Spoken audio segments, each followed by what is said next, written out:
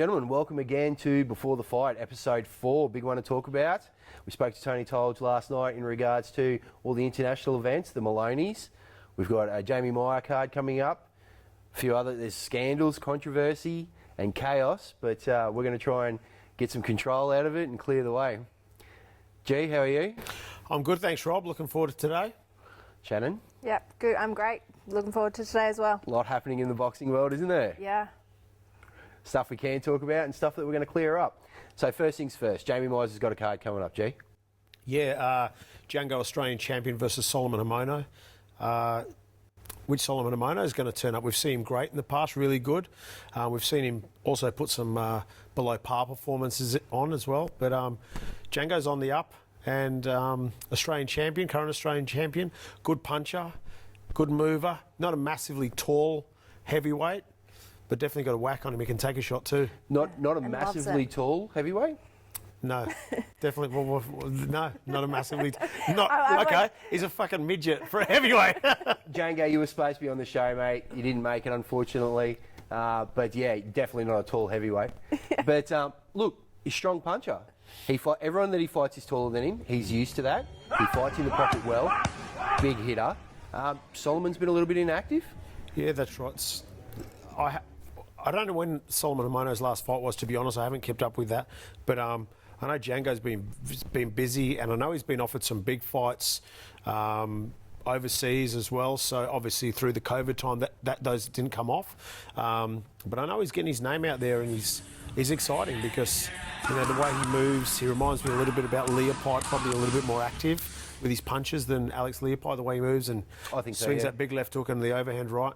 Loves to get hit like Leopold. Yeah. Now, you've been in the gym with him. He's been getting quality rounds, but it's hard for him to find an opponent. Yeah, definitely. He had a really busy year last year, so I guess he's sort of gone through everyone. There's not really anyone out there. I mean, I'm sure he'd rather fight someone a bit fresher than Solomon Hamono, to be honest, but a fight's a fight. They're not really stopping because of what's going on with this pandemic. What is happening is the real promoters are finding a way. The Maloney's are going to be out again. Top Rank are taking them back to Vegas. Yeah, and mate, they've both got good fights coming up. The Maloney's have always been true professionals, though, haven't they, Shannon? Yeah. Since they were young kids, always, and they're always fit. They're always in condition. They're always ready to go. They're supreme athletes, very professional, and yeah, they deserve all the opportunities coming their way. Staying on the Jamie Meyer card, we go to Josh Fredrickson and Sonny Michelangelo. Now, we haven't seen Sonny Michelangelo I haven't, since the Contender Series. He's one of those boxers that you just get drawn to watching. Yeah. You think he's a lunatic. Well, he is a lunatic, let's be honest. Well, he was. He was a bit younger then. Thing as well, didn't he? Yeah. And I've seen him come into the ring many times at the Mansfield Tavern on Ace Boxing Promotions. Yeah. One time he came into the ring with a soccer ball. He was doing keep-ups and dribbling the ball in the ring. Another time he got carried in like as if he was... That's right. Yeah. He did. Yeah, as if he was Prince Nazim Hamed or something like that. But he brings, he makes you watch whether he wins or loses. He hasn't won all of his fights. But he's an entertainer, and we lack a few entertainers, don't we? He's an entertainer, but he's also got that weird style where he's got power. He can bring people unstuck. Somewhere. Like he's a weird style to watch. Look, he's the classic awkward fighter versus the classic stand-up fighter. Josh Fredrickson, trained formerly by Nick Midgley out of Kingscliff, now with Angelo Hyder and Tony Nobbs, and former Australian champion. Good. He's had some hand issues, but he tells us now that that's all fixed up and he's ready to box on. And he's a good stand-up, straight fighter. It's two very different styles. Speaking of Nick Midgley, he's actually on the show as well. He's gone from promoter to boxer on this event. So that'll be interesting to see. It's the last thing I want to do, but good on him if he wants to do that. Yeah, look, by all means, Gareth should not fight. I don't need to. Yeah. Shara's in the crowd. Shara? Oh, no, she's on the phone. She's not even watching. So who else is on the card? We've got Dees McDonald versus Aaron Sesse. We do. Now, Aaron Sesse used to do a bit of work with Mick Shaw out of Toowoomba. They had him there for a few fights. I haven't heard much from him since. He's been in and out. Sometimes he's active. If you follow his social media, he's always coming back to have another fight. And So I've seen him have a couple of good fights where he's put good effort in, and then other times I've seen him not really turn up as well. So he seems to go off the radar a little bit, and you're not sure where he is, but he'll always come. He comes and he trains to win the fight. So we've also got Jack Bowen in his second professional fight against Cody Pointer. Cody's an MMA specialist.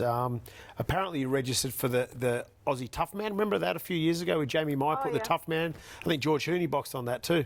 Yeah. And that was quite a success. That was a few years ago. I don't actually think he fought on that. There's no footage of him.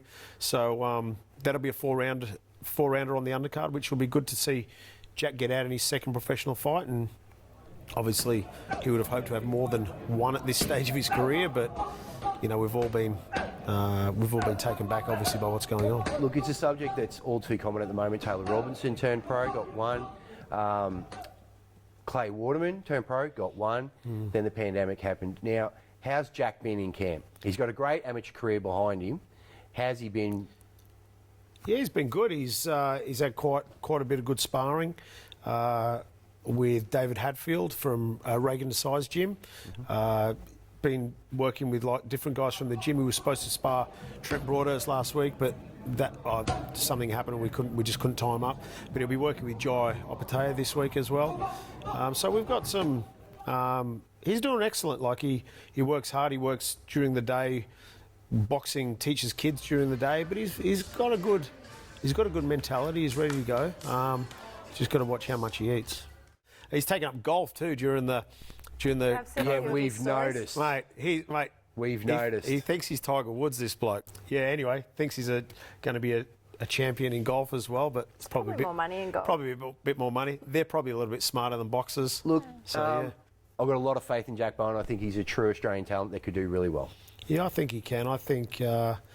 But is it at super middleweight or? It'll be at super middle. This fight will be at light heavy, and then November the 7th he'll go back down to super middle. So where are you going to keep him, at super middle? Yeah, super middle. He'll campaign there. That's where I think he should campaign. That's right. So, like I said, just got to watch how much he eats, as most boxers do, to be honest. But yeah, I think he can go a long way. Let's see. What? Not me. You got to put on weight to get fights, though.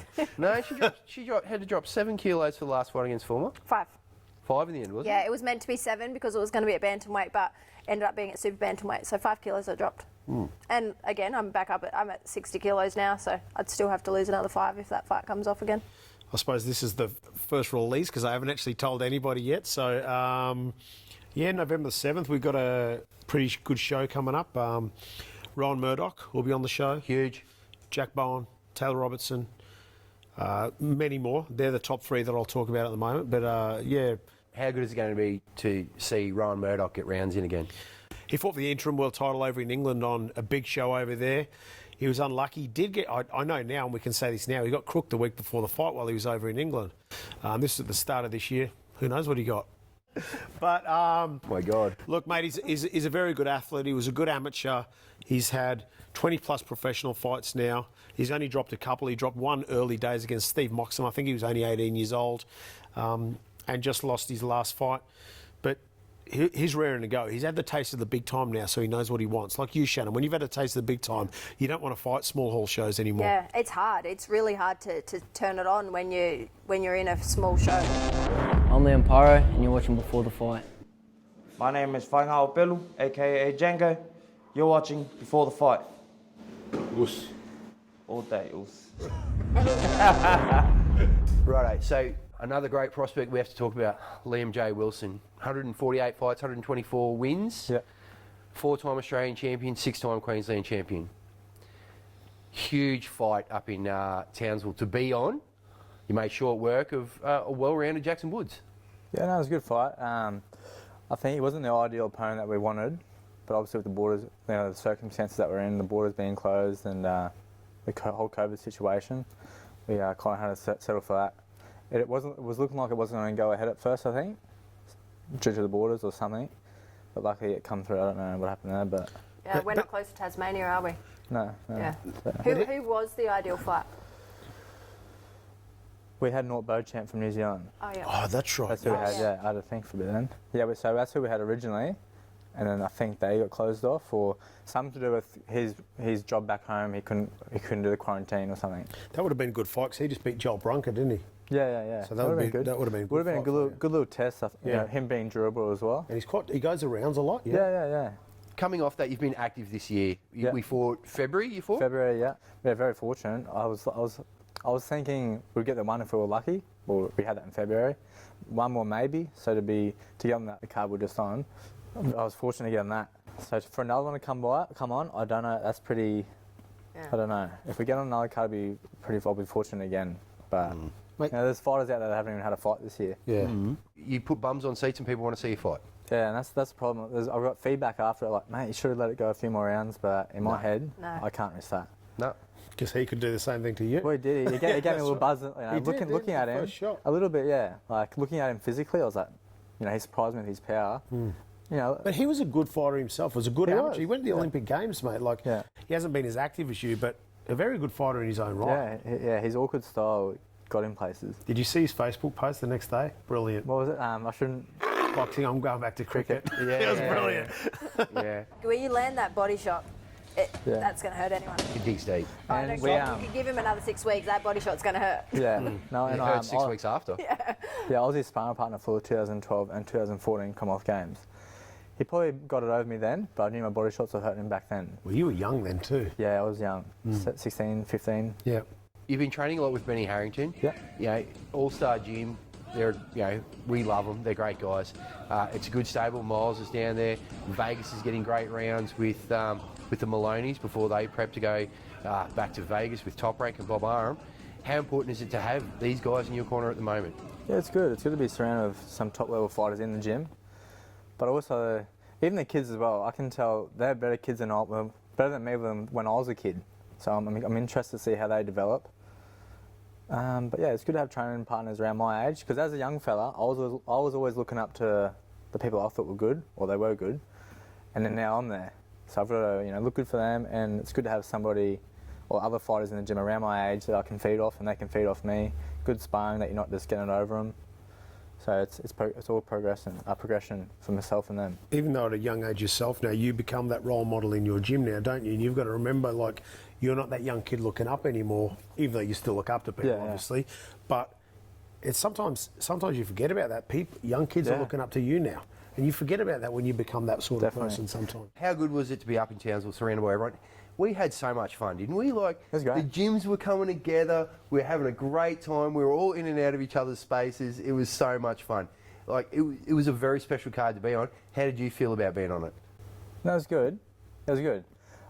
Leading up to the whole fight, I'm just in my own thing. I didn't really take on board much that was going around me. Yeah, Rob you just do especially your own enjoyed thing. the part Yeah, of sitting in the sauna I could and tell, yeah. training. Like, Rob really enjoyed He that did. part. Dropped a good 10. Everywhere I went, I'd get up at 5 in the morning, go downstairs, and Rob would be cruising around. I was. You're loving it. Oh, was that a But great no, time? it was good. Mate, when you fought Brent Rice was that your third professional fight for the Australian title? Wow. Tell me about the event. What was a bigger event for you? That one? Definitely. The Mundine? Yeah. The Mundine Horn? Yeah. I thought, because that was full crowd there, wasn't Full crowd. it? So Huge. even that was a big difference. Probably Like, you could see in the 40,000. corner of the eyes, like, oh, this thing was half full, or not even at that. By the time I fought, it was probably a quarter full. No. You know Do what I you mean? find now that you've fought on all these big cards, you'll struggle to go back to a smaller card? No, it wouldn't bother me as long as it was up for a worthy fight, Yeah. a good card. I couldn't go back to a shitty card. Put that Yeah. way, maybe not. Yeah, just I to don't get care- it, I just don't to care tick how the far- box. yeah. Yeah. I don't care where the fight is, as long as it has a boxing feel to it. Yeah. Well, you boxed in front of not a lot of crowds for many Yeah. years as an Yeah. amateur anyway. Yeah. It's just It's people who are just good I amateur just find backgrounds been that, fighting like, all I over the turn it shop. up a bit more when it's a big Yeah. event. How do you feel when you fight a good opponent? Do you feel like if you fight someone not as good, you'll drop to their level? Yeah, 100%. I Yeah. get more nervous because Yeah. what if I don't do good? Because Yeah, you're supposed What to if they hate do them, hit aren't me? Yeah. Yeah. So I'd rather fight someone that's just a good up opponent. all Yeah, because you always rise. You always rise. Yeah. I'm taking you back to that Brent Rice fight on the Mundine Horn card. I was a Brent Rice fan coming from Toowoomba. Shorey and I were going up there, Mick Shaw, and we were sparring with Brent. We watched him develop with Kenny Facer when he was younger. I personally, before I started looking at records, I thought that was a big step up for you, that early into your professional career. What did that mean to you to do that work? Yeah, the scary part for me was the 10 rounds because Before that, I'd had 2 professional fights and they went 1 round each or half a round. So before that was amateur boxing, so 3 rounds. So I'd never done any more than 3 rounds in my life, going to 10 rounds. So I didn't know where my fitness level was supposed to be at. The only reason I was so fit for it is because I was too scared to humiliate myself on live television. Speaking to Benny Harrington from All Star, he's got a lot of faith in you. He puts a lot of faith and he puts a lot of stock in you. You must have a strong bond with him. Yeah, no, he puts a lot of time into his fighters, and I have to respect that. You know, he's a young coach as well, and some people question that as well. Well, mate, originally they're like, mate, why'd you go with him? You know, he's a young coach, hasn't done much. But all I can ask for is someone to give me their time, and I can tell that they're learning. He's the sort of person that will, he watches boxing in his own time to study it, visualise it, and I can't ask for much more than that.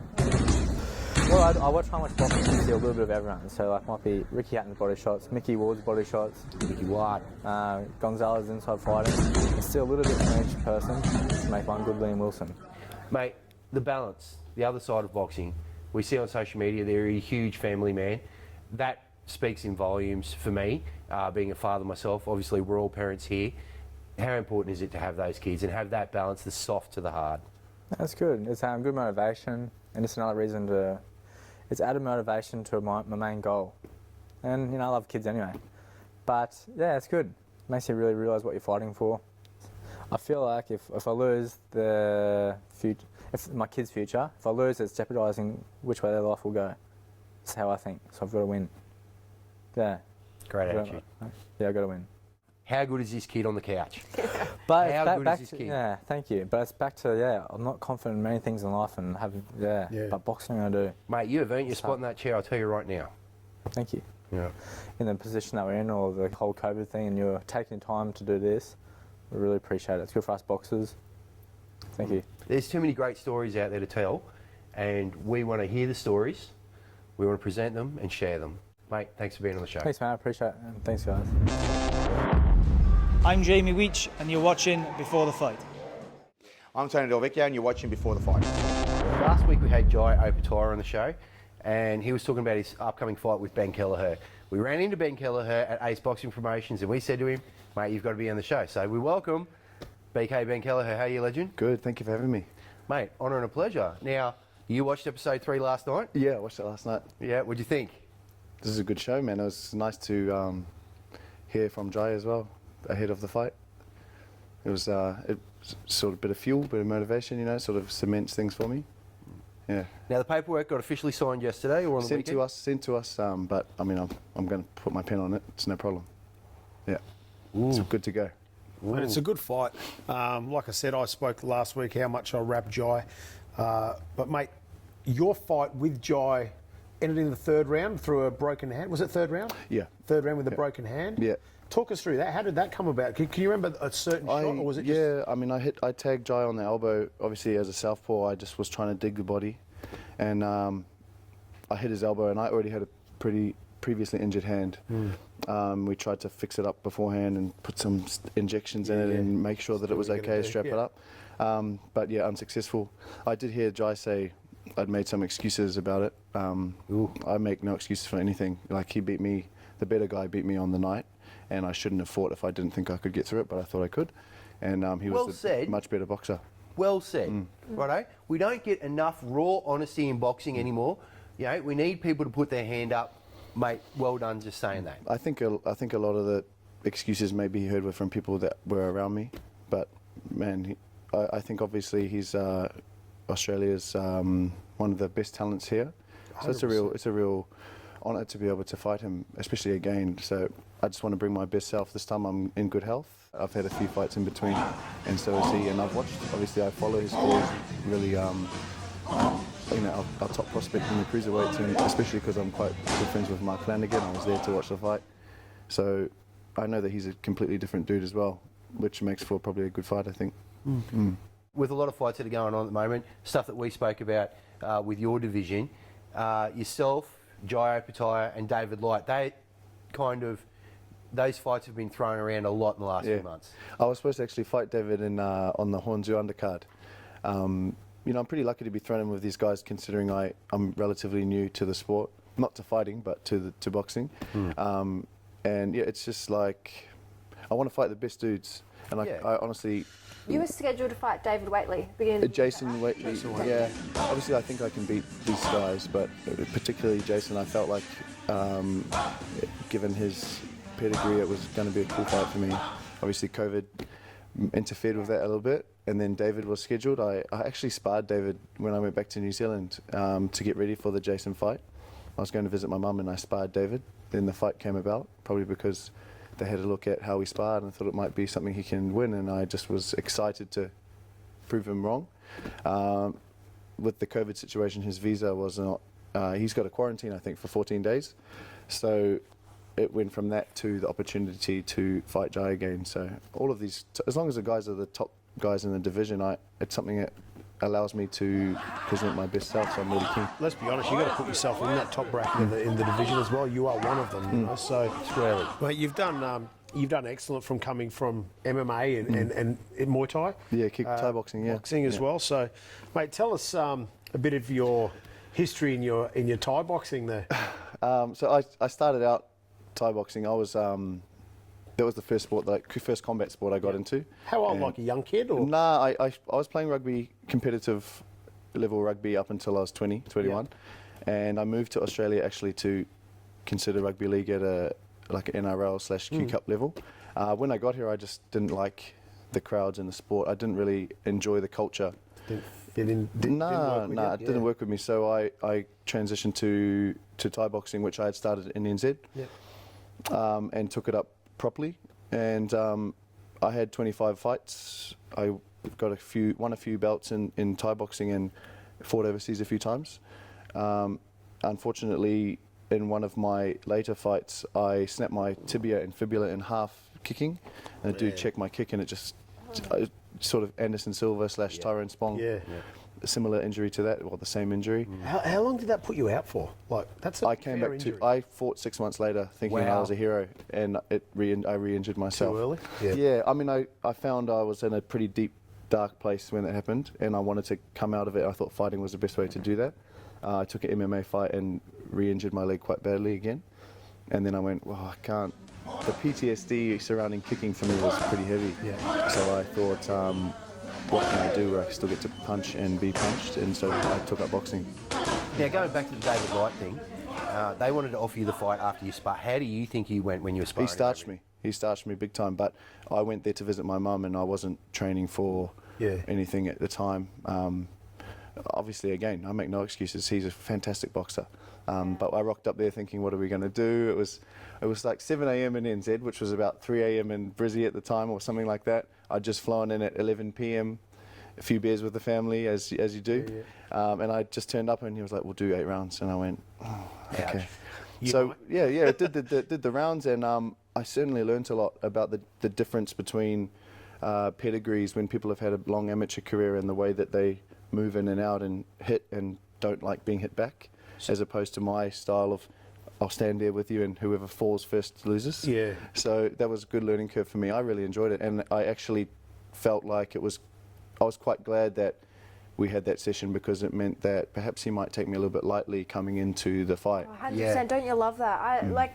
You spar people and you think, I fight differently to I spar. Absolutely. Like some people spar better than they fight. I fight better than I spar. And I love it when people get out of spar and go, yeah, I beat her. Yeah, absolutely. And I think a lot of sparring partners that I have, even now, I can't seem to trigger the same emotion that I have when I fight. And so I make, so you're not there to put them away in sparring, it's training, let's be honest. Well, some people try and put me away in sparring, you know. Some people do. That's their world title, isn't it? That sparring session. And they go away saying, I beat Ben up today. I'm like, no, I didn't kick your legs. Well, when you sparred David Light, how many fights have you had at that time? 2 less than I've had now. I'm unsure, maybe 12, 13. Okay. I think he's like 18-0 or something. Like. Very, very good fighter, and you know, I would like to watch him and Jai fight. Actually, I know they were talking about that. Having fought and sparred the two of them and knowing their pedigree, I think they were also 1-1. Like, will be a great fight to watch. I hope that the promoters bring these guys together. I think I get the fight with Jai because a lot of people say no. You know, they don't want to. They sort of want to protect themselves. That's one thing I've noticed about boxing. For me, boxing is like a vehicle to other things. I don't care about the winning and losing. When I'm boxing, everything else sort of ticks over really nicely because of the discipline. That's really the Thai boxing attitude, isn't it? I think they fight anyone. Yeah. Look at Wayne Parr and how many fights he had. All he's a good but they just example. keep going, and all of them. Obviously, I could mention many names, but no one seems to protect a record. If there's a fight, they go yeah or no.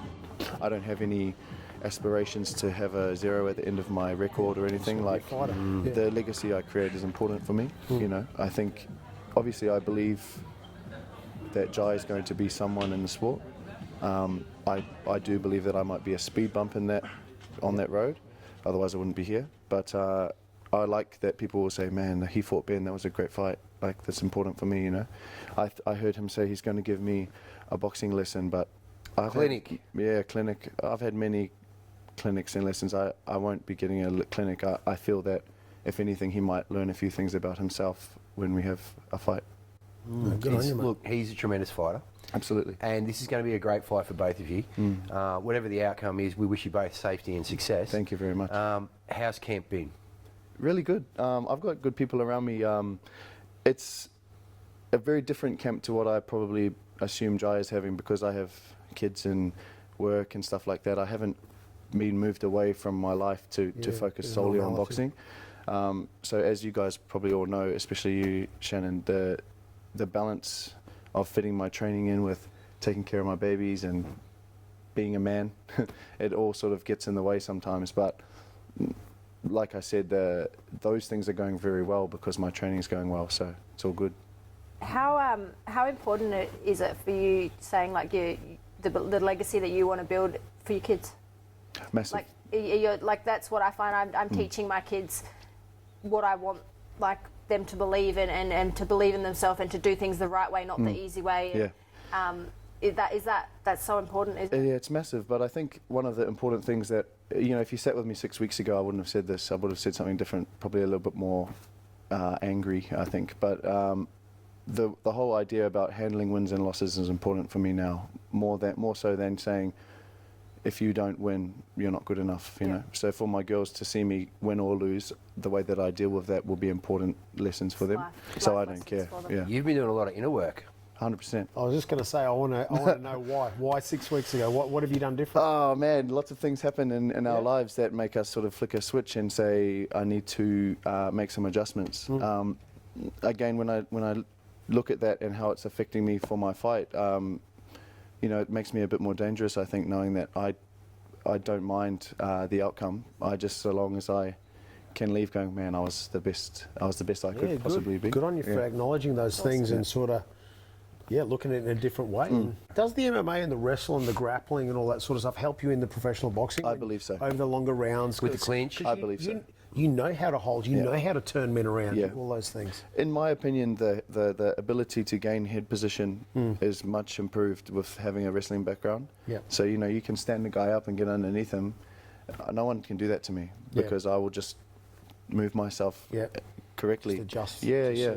I mean, obviously, you've got to get on their chest first, which proves difficult if you're that's the hard bit, against isn't an it? Olympian, you know. But we'll see how it goes.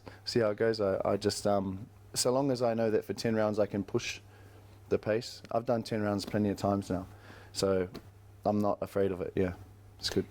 How's the team? It's good to have the right people in the corner. Yeah, I've got a great team. Kyle Brumby is my head coach. I work with him. Curtis Pecoraro, obviously another, I don't know if I want to say retired fighter because he's always one contract away. But, you know, those two guys care about me a lot. I can't thank you enough for coming on the show. My pleasure. Short notice, obviously, and you've done the work in fight camp. Yeah. So, mate, we really appreciate you for coming in. Like I said before, we wish you safety and success. Thank you. I think it's going to be an amazing fight.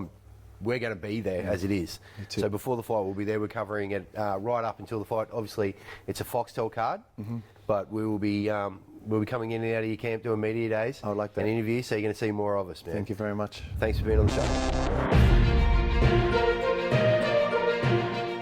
Tony T in the house, live from WA. Yeah, going well. That's the way. Now, international correspondent. I don't think there's any man better for the job. I'll have a go. Have a go. First off, before we get into our top 5 fighters internationally that we should keep keeping a lookout for and our top 5 international fights, let's talk Jason Maloney, Inouye. Yep, that is October 31st at the MGM bubble. So that's going to be November 1st here. And only, I think, just this week, it was in negotiations for ages, but it's finally done now. So that's all across the line. Huge fight. Pound for pound, the best in the division. Big call for Jason. Yeah, that's right. And I was talking with the guys from Ring Magazine. They were saying that the last time an Aussie's actually won the Ring Magazine title was in 1969 with Johnny Famechon. What a legendary Australian fighter he was.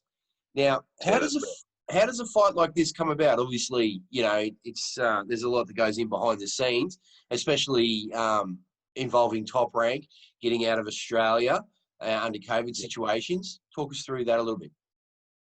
Yeah, there's a lot of work just to get out of Australia. That's a nightmare in itself. But yeah, there was talks of Inouye and Casemiro to have the unification with the WBO title, but that for whatever reason didn't happen, and Casemiro's now fighting someone else, Duke Micah, on September 26th, I believe.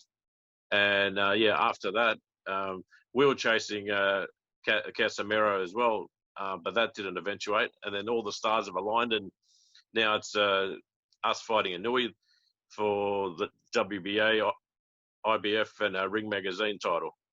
And we're all under the Top Rank banner, so it makes it easy to get the fight happening. What are the top 5 fights we should be tuning into internationally? Apart from the 2 Maloney fights. Well, they're 1 and 2 respectively. That's right. The next one I'd have is I can't go past, and I've been salivating at the thought of Lomachenko and Lopez. That's just going to be an epic fight. Super fight?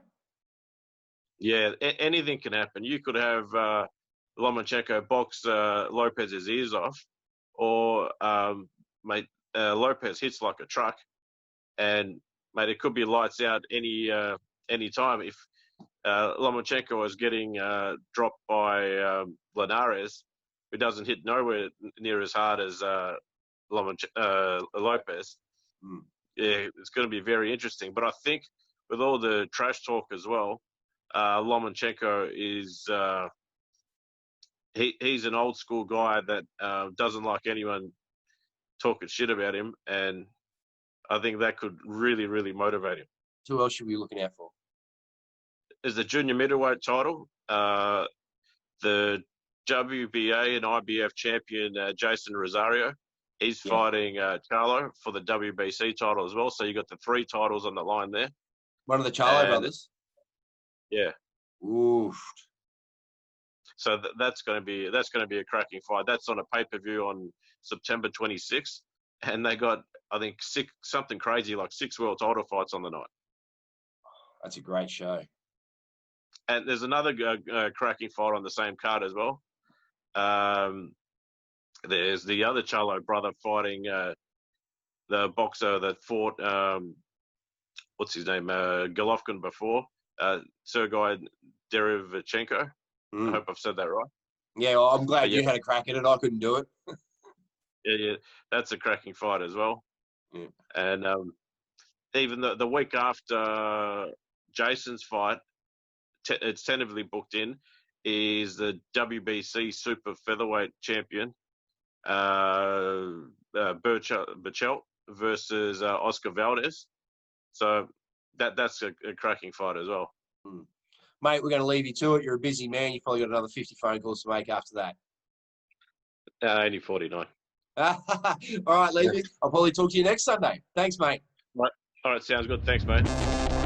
All right, team, wrapping up another great show. Ben Kelleher, Jai Opetaia fight coming up. Exciting things. Having Liam Wilson on the show, talking about the Tasman Fighters card and everything that he's doing. A show coming up with G.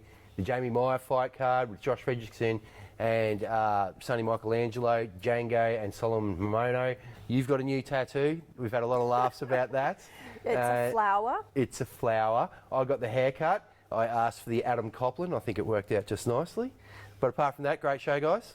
Yeah, it was great. Awesome. Good show. Ben Kelleher, he gave us really good insight into his mindset and everything. I thought that was excellent. Yeah, I love it.